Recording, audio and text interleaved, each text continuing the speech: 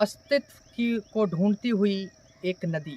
जी हाँ, मैं एक ऐसी नदी की बात कर रहा हूँ जो इस वक्त गुमनाम हो चुकी है। हालांकि जब मैं इस नदी का नाम आपको बताऊंगा तो हो सकता है आपको हंसी भी आ जाए, क्योंकि इसका नाम ही ऐसा है। लेकिन वर्षों से अपने अस्तित्व के लिए लड़ रही एक नदी जिसका नाम है ससुर खदेरी नदी। जी हाँ, ससुर खदेरी नदी लगभग 40 किलोमीटर तक ये बहती है और फतेहपुर के 2 ज़िलों से होते हुए, 2 ज़िलों में कौशाम्बी और फतेहपुर होते हुए ये सीधा यमुना में मिलती है। पिछले कई वर्षों से ये नदी जो है सूखी हुई चलती आ रही है, लेकिन मॉनसून के दौरान ये अपने उफान पर होती है। जैसे आप मेरे पीछे देख रहे होंगे कि किस तरीके से आपको पानी नज़र आ रहा है। मैं कैमरामैन से कहना चाहूँगा कि पीछे की ओर दिखाएं कि किस तरह से मॉनसून के कारण बारिश की वजह से पानी इतना ज़्यादा हो चुका है कि आसपास के खेतों में दिखाई दे रहा है। ये नदी जो है पिछले कई वर्षों से अपने अस्तित्व के लिए लड़ रही है। लोगों ने इसके लिए तमाम काल्पनिक कहानियाँ बनाई हैं, जो कि अगर आप YouTube पे या Google पे अगर सर्च करेंगे तो आप देख सकते हैं। कुछ लोगों की अगर माने, जो यहाँ के बुज़ुर्ग हैं, गांव के बुज़ुर्ग हैं, अगर उनसे माने तो उनके अनुसार इस नदी की तमाम अलग अलग कहानियाँ हैं।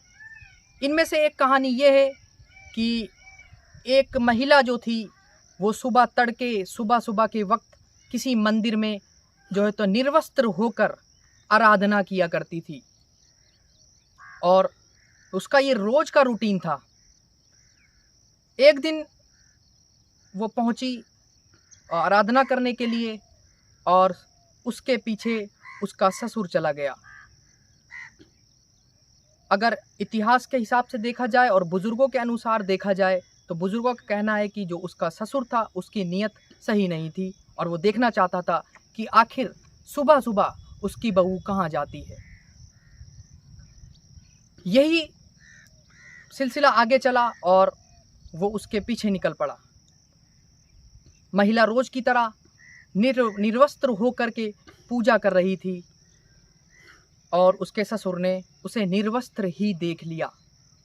जब महिला को ये पता चला तो महिला ने अपनी इस्मत यानी कि अपनी इज्जत बचाने के लिए वहां से भागने का फैसला किया। बुजुर्गों के अनुसार जब महिला वहां से भागने लगी तो जिन भगवान की वो आराधना किया करती थी उन्होंने उसकी रक्षा के लिए जो है तो गड्ढे खोलते गए। इस तरीके से ये नदी बनती चली गई। आगे बताते हैं कि वो इतनी दूर तक भागती चली गई, पानी निकलता रहा और आखिर में वो जाकर यमुना में उसने अपने प्राण त्याग दिए। साथ ही जो उसका ससुर उसके पीछे लगा हुआ था उसके भी प्राण चले गए। अब सवाल ये उठता है कि यदि कोई शख्स या कोई महिला या कोई पुजारी किसी की आराधना करता है, अगर वो उसकी रक्षा करने के लिए नदी खोल सकते हैं तो उसके प्राण कैसे चले गए। हालांकि स्टार न्यूज़ इन सब काल्पनिक कहानियों की पुष्टियां नहीं करता है। हमारे अनुसार ये सब काल्पनिक कहानियां हैं, क्योंकि इन सब का इससे कोई ताल्लुक नहीं है और फिलहाल कोई ऐसा शख्स मौजूद नहीं है जो इस नदी के बारे में हमें सच्चाई बता सके कि आखिर सच क्या है। कुछ लोगों ने इस तरीके की काल्पनिक कहानियां बना ली हैं, इसी से इसका नाम ससुर खदेरी नदी पड़ चुका है। मजबूरन गूगल पर भी आपको यही नाम देखने को मिलेगा।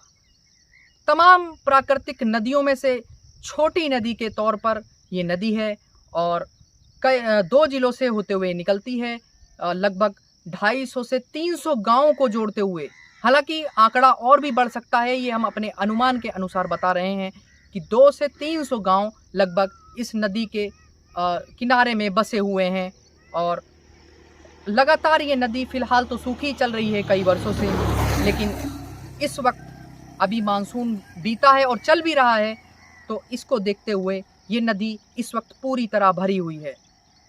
इस नदी का जो आकार है वो स्थायी लोगों ने कम कर दिया है, क्योंकि पहले ये नदी काफ़ी चौड़ी हुआ करती थी, लेकिन स्थायी लोगों ने जो इसके आसपास के किनारे में जिन लोगों के खेत हैं उन्होंने अपने खेतों को आगे बढ़ा लिया और नतीजा ये निकला कि ये नदी काफ़ी छोटी हो गई और सूखी होने लगी। तमाम अवैध खनन, अवैध मिट्टियाँ इसमें से निकाली जाने लगीं, जिसके चलते ये नदी आज भी अपने अस्तित्व को ढूंढ रही है।